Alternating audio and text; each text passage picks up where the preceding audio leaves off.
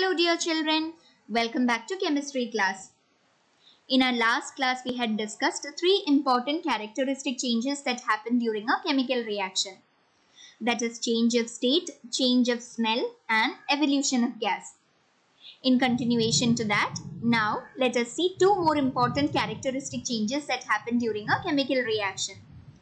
First, let's begin with precipitate formation. Do you know what is a precipitate?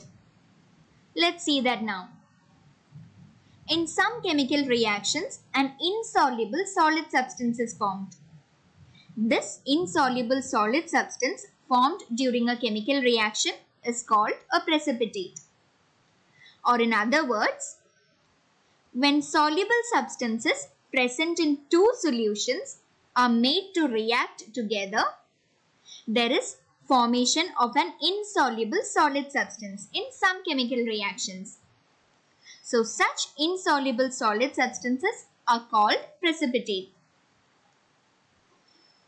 A precipitate formation in a chemical reaction can be represented by writing an arrow that is pointing towards down when we write it in a chemical equation. Now let us see few examples of that. In this chemical reaction, silver nitrate reacts with dilute hydrochloric acid. The products that are formed are nitric acid, that is HNO3, along with the formation of silver chloride, that is AgCl. Now look into this picture here. Here we see that silver nitrate is added to dilute hydrochloric acid.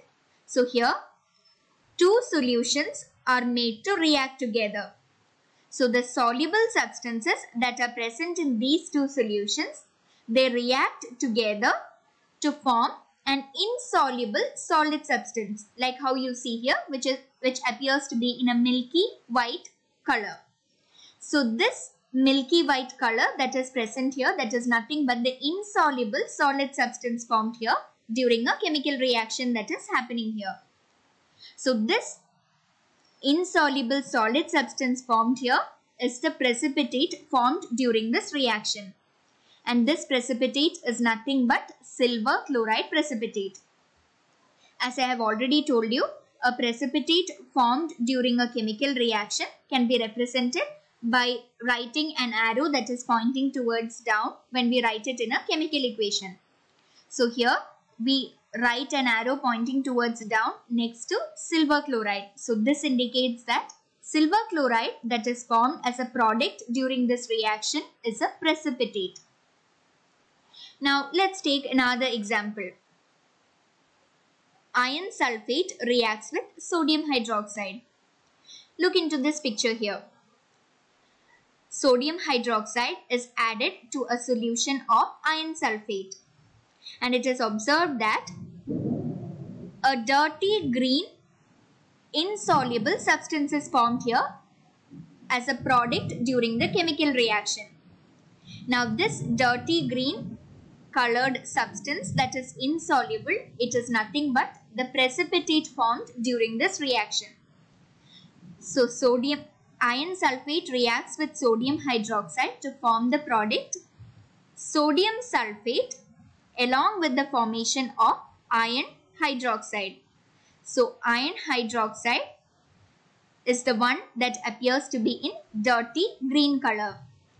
So iron hydroxide is the precipitate formed during the reaction of iron sulfate with sodium hydroxide.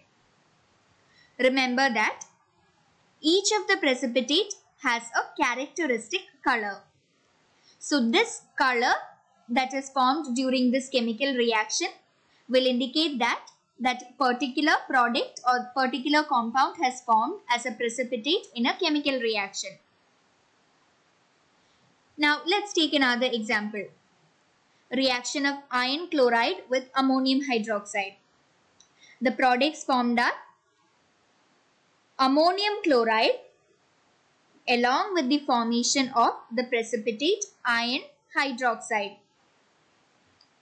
So iron chloride reacts with ammonium hydroxide to form the products ammonium chloride along with iron hydroxide.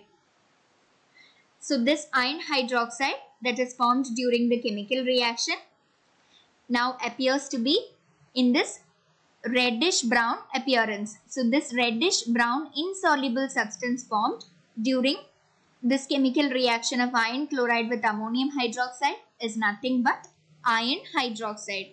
So iron hydroxide precipitate is formed during this chemical reaction. As you see here, 2 that is put within the brackets, it is nothing but the valency of iron in this particular compound. And here we write a 3 next to iron. So this indicates that 3 is the valency of iron in this compound. As we have already studied, iron shows a variable valency.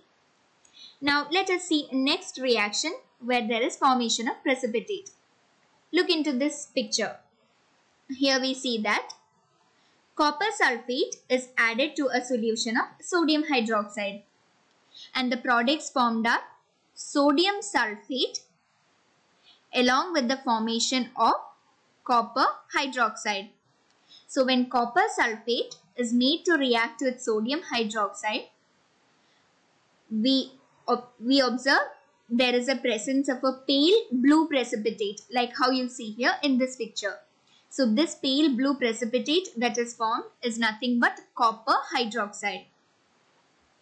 Same like that, when zinc sulfate is made to react with a solution of sodium hydroxide, the products formed are sodium sulfate along with the formation of zinc hydroxide.